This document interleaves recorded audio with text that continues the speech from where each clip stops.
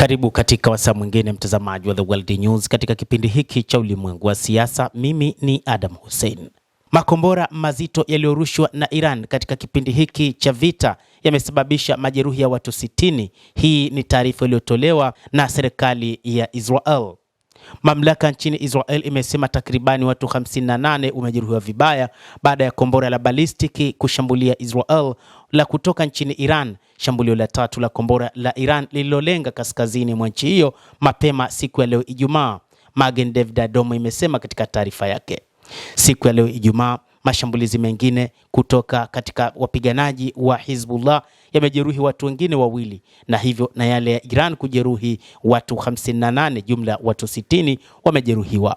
Moshi umezidi kuongezeka kati ya majengo ya makazi kufuatia mashambulio ya Iran huko katika maeneo mbalimbali nchini Israel. Watu wawili wamejeruhiwa na Hizbullah huku wakiendelea na mashambulizi. Mashambulizi hayo pia yalizua moto katika jengo jirani ambalo lilisambaa haraka katika uwanja wa wazi. Huduma ya dharura ya MDA imesema kuwa imewahamisha mtu mmoja aliyejeruhiwa kwa kiasi kutoka kwa mashambulizi maeneo ya shrapnel na wengine 57 waliojeruhiwa kidogo na vipande vya vioo hadi hospitali za karibu kwa matibabu zaidi. Magen David Adom, watoaji wa huduma za afya katika eneo la matukio hasa kipindi hiki cha vita, wameweka wazi kusema kwamba tulipowasili katika eneo la tukio tuliona uharibifu wa nyumba kadhaa na vioo vilivyovunjika. MDA ilisema kupitia msemaji wake Eran Abo, ambapo aliongeza zaidi akisema tulimwona mwanamke mwenye umri wa miaka 34 akiuguza jeraha la mgongo lililosababishwa na vipande na hali yake inafafanuliwa kuwa ya wastani, pamoja na msichana mwingine wa miaka 17 ambaye alijeruhiwa kidogo na kioo kilichovunjika. Ameeleza Eran Abo, msemaji wa MDA. Magen David Adom, watoaji wa huduma za dharura nchini Israel hasa katika kipindi hiki cha vita. Wafanyakazi wa matibabu pia walihamisha watu wengine 15 waliokuwa na wasiwasi hadi hospitali. Vikosi vya kawaida na vya akiba vya kamandi ya mbele ya Israel kwa sasa vinafanya kazi pamoja na wafanyakazi wa dharura katika eneo la mashambulizi, IDF ilisema mapema siku ya leo Ijumaa asubuhi.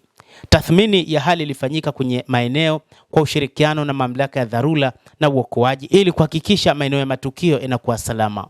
IDF iliongeza kuwa mazingira ya tukio hilo yanachunguzwa bado. Watu wote 58 waliolazwa hospitalini kutokana na shambulizi hilo wanaendelea kukaguliwa.